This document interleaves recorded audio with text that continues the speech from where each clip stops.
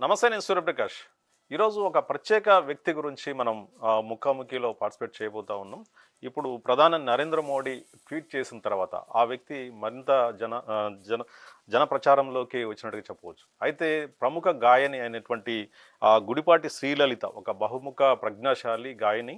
అయితే చిన్న వయసు నుంచే తన 4వ ఏట నుంచే ఈ పాటలు పాడటం, అదేవిధంగా డివోషనల్ సాంగ్స్ కావటం, ఇట్లాంటివన్నీ కూడా పాడుతూ యూట్యూబ్ ద్వారా, అదేవిధంగా అనేక టీవీ షోస్ ద్వారా, టెలివిజన్ షోస్ ద్వారా ప్రముఖంగా పేరుగాంచినటువంటి గుడిపాటి శ్రీలలిత తో మనం ఇప్పుడు మాట్లాడేటటువంటి ప్రయత్నం చేద్దాం. అనేక టీవీ షోస్లో, టెలివిజన్ షోస్లో కొన్ని వందలాది పాటలు, యూట్యూబ్ ద్వారా కొన్ని వందలాది డివోషనల్ సాంగ్స్ పాడి ప్రముఖ ప్రజ్ఞాశాలిగా పేరు తెచ్చుకున్నటువంటి శ్రీలలిత ఇప్పుడు తాజాగా ఆమె పాడినటువంటి దుర్గామాత మీద, కనకదుర్గామాత మీద పాడినటువంటి పాటకి ప్రధాని నరేంద్ర మోడీ ట్వీట్ చేయడం అనేది ఇప్పుడు చర్చనీయాంశంగా మారింది. ఆమె ప్రత్యేకంగా ఇప్పటికే పాపులర్ అయినప్పటికి కూడా ప్రధాని నరేంద్ర మోడీ ట్వీట్ చేసిన తర్వాత మరింత ప్రాచుర్యంలోకి వచ్చినట్టు చెప్పవచ్చు. ఆమె గురించి అందరూ కూడా నెటిజన్లు కావచ్చు, అందరూ కూడా సోషల్ మీడియా వేదికగా ఆమె గురించి సెర్చ్ చేయడం జరుగుతూ ఉంది. అయితే ప్రధాని నరేంద్ర మోడీ చేసినటువంటి ట్వీట్ ఏదైతే కనకదుర్గ మీద పాడినటువంటి, శ్రీలలిత పాడినటువంటి పాటను కోట్ చేస్తూ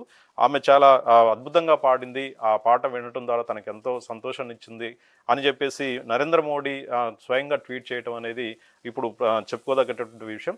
అయితే శ్రీలలిత చిన్ననాటి నుంచి కూడా, అంటే దాదాపు 4 సంవత్సరాల ఏజ్ నుంచి ఆమె అనేక సంవత్సరాల పాటు పాటలు పాడుతూ వస్తుంది. అదేవిధంగా శ్రీలలిత ఇప్పటి వరకు లిటిల్ ఛాంప్స్లో పాల్గొన్నది. అదేవిధంగా పాడుతా తీయగా కావచ్చు, అదేవిధంగా సూపర్ సింగర్స్, బోల్ బేబీ, అదేవిధంగా స్వరాభిషేకం, ఇలా అనేక టెలివిజన్ షోస్లో పార్టిసిపేట్ చేసిన ఆమె యూట్యూబ్ ద్వారా కావచ్చు, అదేవిధంగా అనేక టెలివిజన్ షోస్ ద్వారా కావచ్చు, అనేక వందలాది పాటలు పాడినటువంటి పరిస్థితి ఉంది.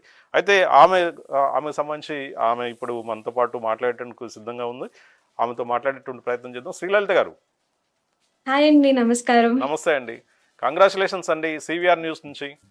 Thank you so much. Thanks a lot. Yeah, very very happy.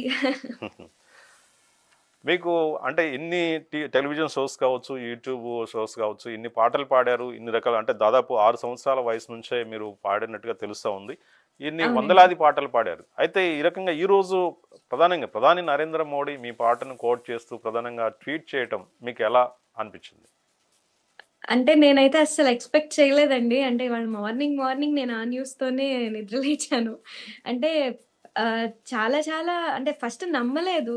ఆయనేనా లేకపోతే ఇంకెవరైనా ఫేక్ అకౌంట్ ఏమో అని అనుకున్నాను. కానీ చాలా మంది మెసేజెస్ చేస్తూ ఉన్నారు. లేదు, ఆయన స్వయంగా ట్వీట్ చేశారు. అంటే నాకు చాలా చాలా సంతోషంగా అనిపించింది. చాలా అదృష్టంగా అనిపించింది.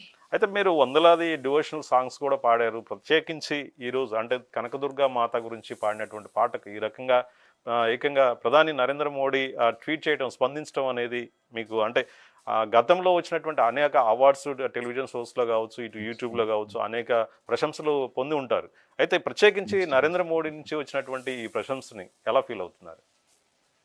అంటే నిజంగా చిన్నప్పటి నుంచి చాలా మంది పాట గురించి ప్రస్తావించడం, అభిమానించడం, ముఖ్యంగా తెలుగు రాష్ట్రాల వాళ్ళు అందరూ గూడా అభిమానిస్తూ వచ్చారు. చిన్నప్పటి నుంచి నేను ఏ పాట పాడినా, ఏం చేసినా మొట్టమొదటిసారి ఆహ్, ప్రైమ్ మినిస్టర్ వరకు నా పాట వెళ్ళడం అనేది చాలా చాలా సంతోషంగా అనిపిస్తోంది. ఆహ్, అంటే అమ్మవారి యొక్క ఆశీర్వచనంగా నేను భావిస్తున్నాననమాట ఈ ఓకే. సంఘటన. ఓకే. అంటే మీరు చిన్నతనం నుంచే, అంటే 6 ఏళ్ల నుంచే ఈ పాటలు పాటలు పాడటం మొదలుపెట్టారని చెప్పేసి తెలుస్తూ ఉంది. ప్రధానంగా ఆ చిన్ననాటి నుంచి పాడటానికి మీకు ఇన్స్పిరేషన్ ఎవరు? మిమ్మల్ని ప్రోత్సహించింది ఎవరు? మీ తల్లిదండ్రులా? లేకపోతే ఇంకా ఎవరు? మీ గురువుగారు ఎవరు? అంటే ఫస్ట్ మా తల్లిదండ్రులేనండి. మా అమ్మగారు నేను చిన్నప్పుడే సింగర్ అవ్వాలని బలంగా కోరుకున్నారావిడ. హ్మ్. తర్వాత మా నాన్నగారు నాకు 6 ఏళ్ల వయసున్నప్పుడు ఆయన 35 పాటల వరకు నాకు నేర్పిచ్చారనమాట. వాళ్ళిద్దరు గూడా సింగర్స్. హుహు. తర్వాత మా ఫ్యామిలీలో గూడా చాలా మంది సింగర్స్ ఉన్నారు. అండ్ అలాగే మా గురువు గారు మోదుమూరి సుధాకర్ గారు అండ్ హిందుస్థానీ కౌశికి చక్రవర్తి గారు. వాళ్ళిద్దరు గూడా ప్రోత్సాహం ఎంతో ఉంది.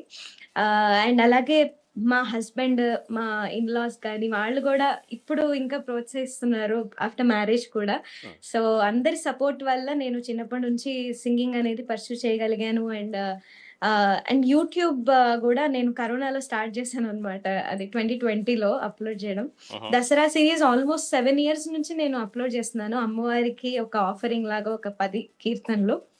సో, మా అమ్మ, నాన్న ప్రోత్సాహంతో అండ్ అలాగే మా హస్బెండ్ అందరి ప్రోత్సాహంతో ఇది కంటిన్యూ అయితే మీరు అవుతోంది. నేర్చుకున్నటువంటి పాటల్ని ఎక్కడ మొదటిసారి ప్రదర్శించింది ఎక్కడ? యూట్యూబ్ ద్వారా ప్రదర్శించారా? లేకపోతే టెలివిజన్‌లో ఎక్కడన్నా ప్రదర్శించారా?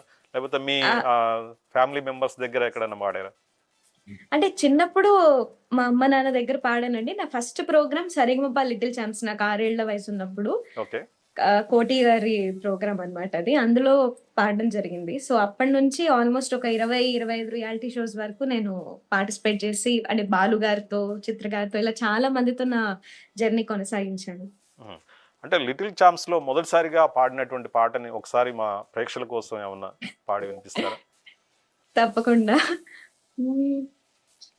మనసా తుళ్ళి పడకే అతిగా ఆశ పడకే అతనికి నీవు నచ్చావు లేదో ఆ శుభ గడియా వచ్చేను రాదో తొందర పడితే అలుసే మనసా తెలుసా మనసా తుళ్ళి పడకే అతిగా ఆశ పడకే